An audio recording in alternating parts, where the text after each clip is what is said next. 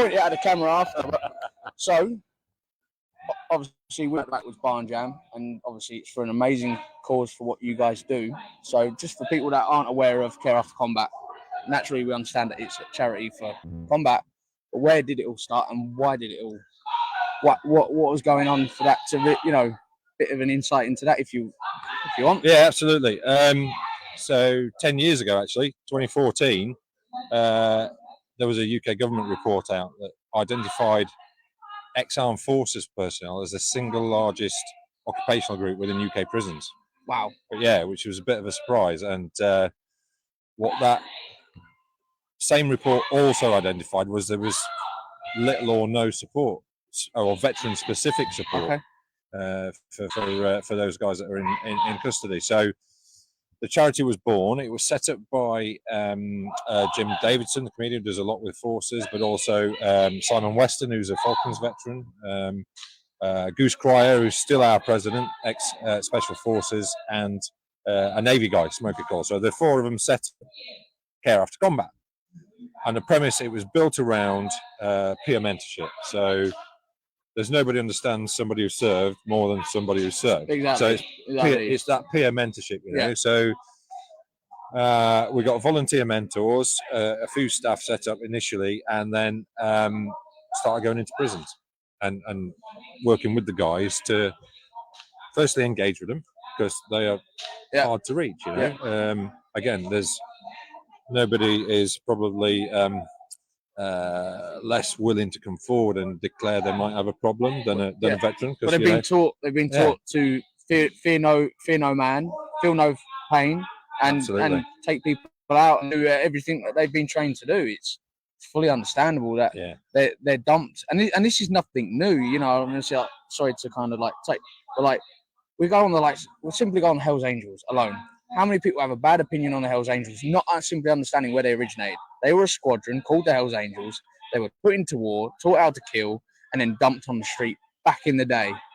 And you know how many people don't even understand that that's where they fundamentally... They're a group of brothers, and they're taught to be brothers, that had the bikes that was left over from the war and left broken men. So they all of a sudden got this image of being hooligans and things. Well, they weren't hooligans. They were... similar, they were like the people that you guys have been able to go in and help. They didn't have that back then. They formed their own brotherhood, you know, and it's just nothing new. And it's crazy how many people simply aren't aware of what's going on, you know. Yeah, absolutely. And then, you know, I got to emphasize that most people that leave the military do so, you know, pretty well. And but for a few people, it's tough. That transition back to civilian life, it is tough, because you mentioned the word family there, you know. That's exactly what the forces is. It's your everything. You know, it becomes your life, and to leave that is a difficult thing.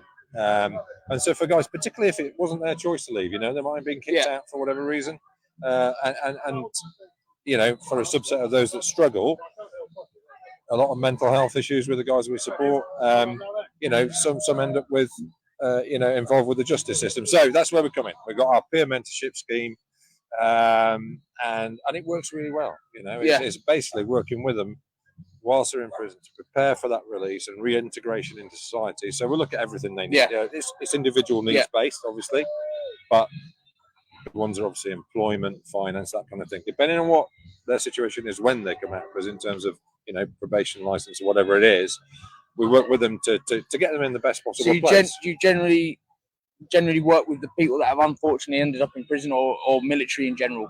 Is it? No, it's military specific. No, absolutely. sorry. I mean, so military people that have only gone into prison, or military people that are generally struggling, whether they've been in prison or not? No, we're specifically in the justice system. Right, so we can be in the community still. But, you know, it's they've got to have that involvement with the justice system, and that's where our specialist knowledge is.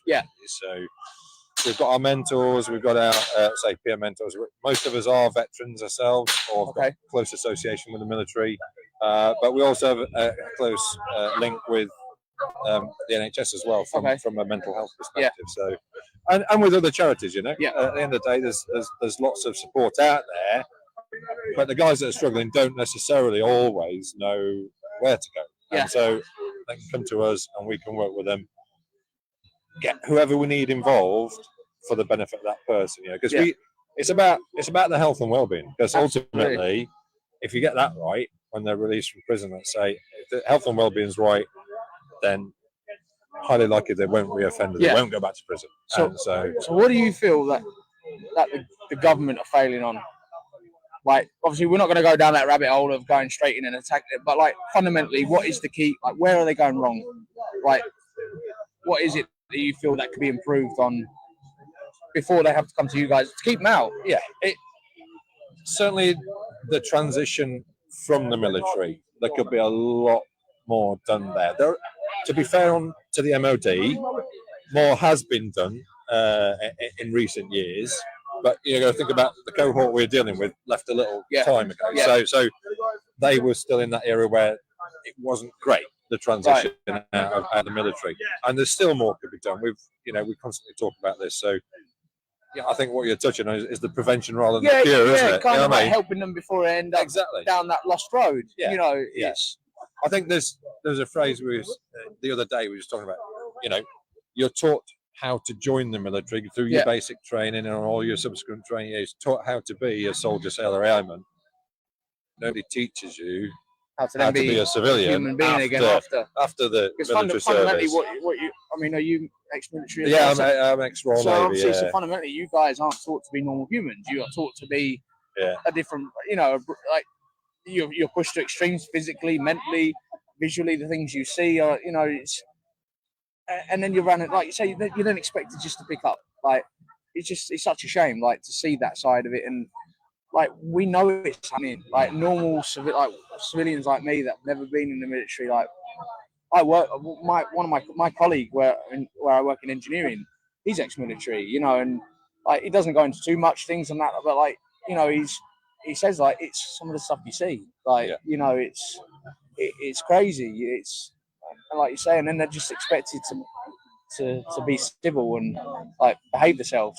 Yeah, it is a different life in the military, and you are exposed to things that those who aren't in the military aren't expected to be exposed to, and it can really take its toll. Especially, we've had a lot of combat operations in the last 2, 3, 4 decades, and we're seeing, the result of that. So, not the guys we deal with, not everybody, if their trauma is not always purely down to the military. No. It could be down to early life experiences.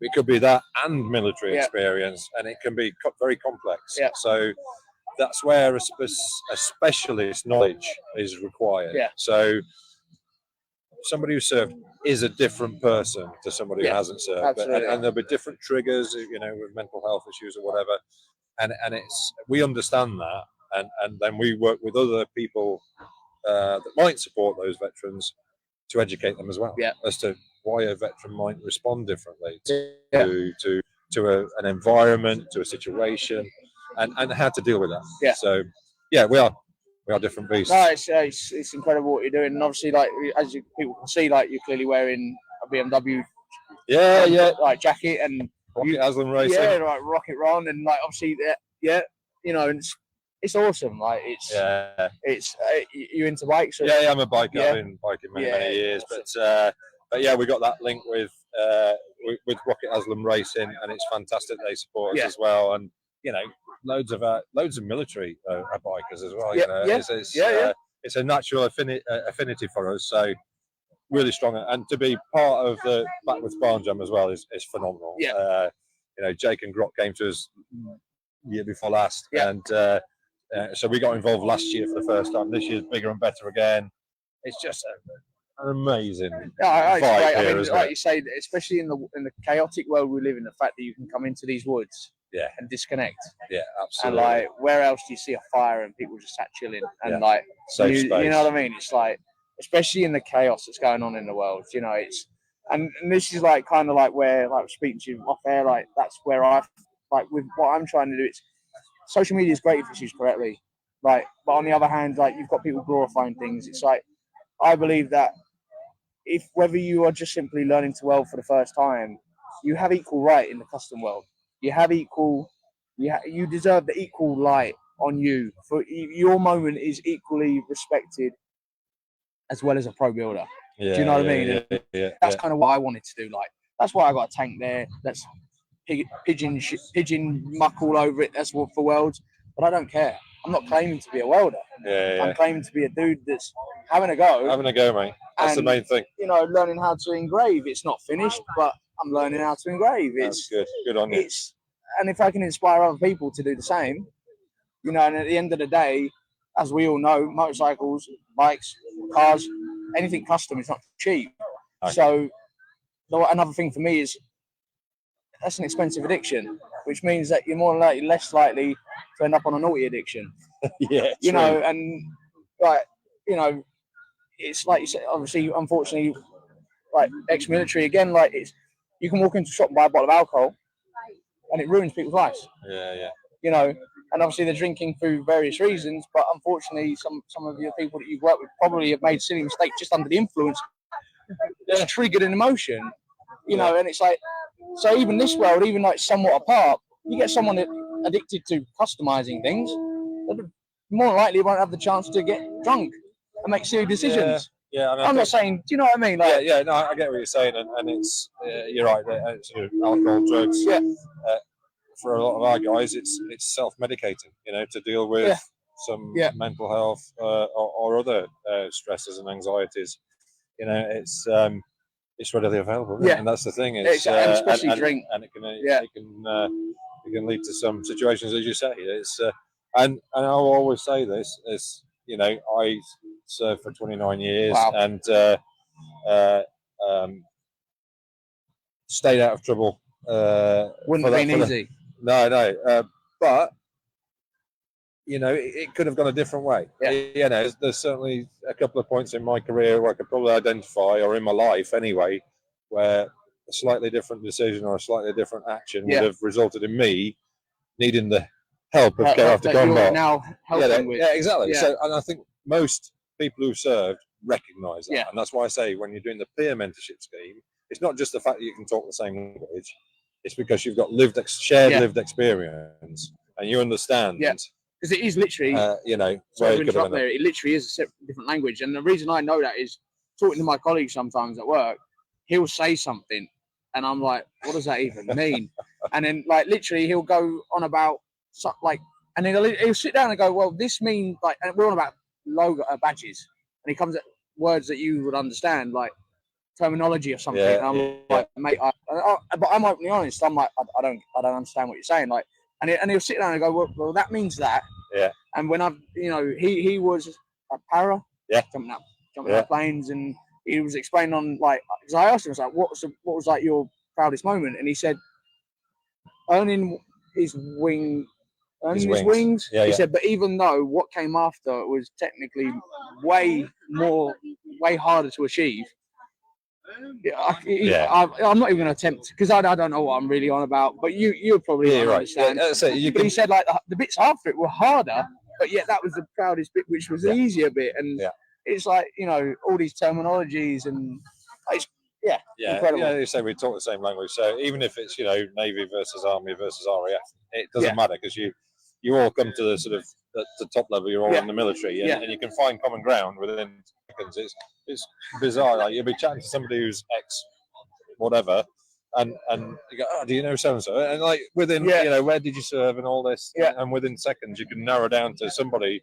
Even if you've never met each other before, you'll probably know the same person somewhere. Yeah, so it's crazy. It's like I had nothing to do with military, but I worked in Gibraltar for 3 years. Yeah. So like I used to see all the lads running down the main street 7 a.m. Yeah. You know, and then running up the rock. Yeah, running up. I've done the rock race twice. Well, I worked in New Harvest, you know, in the harbour where the dry docks are. Yeah. So like, and then obviously being that a lot of guys end up retiring there, so I knew a few of the lads that are retired. And I knew a few Patriots from Patriots MC, being that they lived in Gib. You know, so I knew a few people. I don't know anything about the military itself, but like, it's surprising how many people, like you said, there's a lot of people out there that are either serving or finished serving or.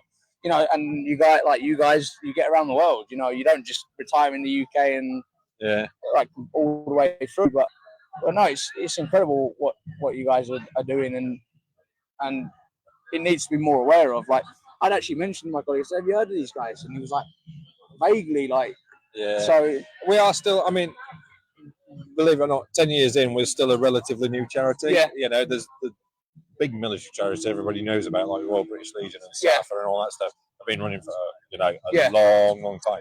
So we are still relatively new. It's only in the last sort of 3-4 years that we've really expanded our coverage. So we're now covering all of England and Wales, and we're about to, hopefully, about to move into services into Scotland as well. So we are still, and we hear it all the time. People go, I've never heard of Care After Combat. So, if for your listeners, if the website's easy, it's careaftercombat.org.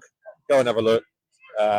We're always looking for people to sort of support us in any way. If you're interested in volunteering, give us a shout. There's an application page on the website. I shared a picture last night on Instagram, and I found that you guys were on Instagram. There seems to be 2 Instagram, one that finishes in .nw. I'm guessing that's not us then. But the other one was you guys. Yeah, because we're a charity, so it's So I found the other one. Both have the same. There was 2 logos, but the other one just says Care After Combat as the Instagram. And I did tag you guys. So obviously, I'm mainly based on social media at the moment, and so so I'll try and share as much as I can. And that's great. It's just great to be able to stand here and talk. And no, thanks for the chance, mate. No, thank you, mate. I'll turn it off.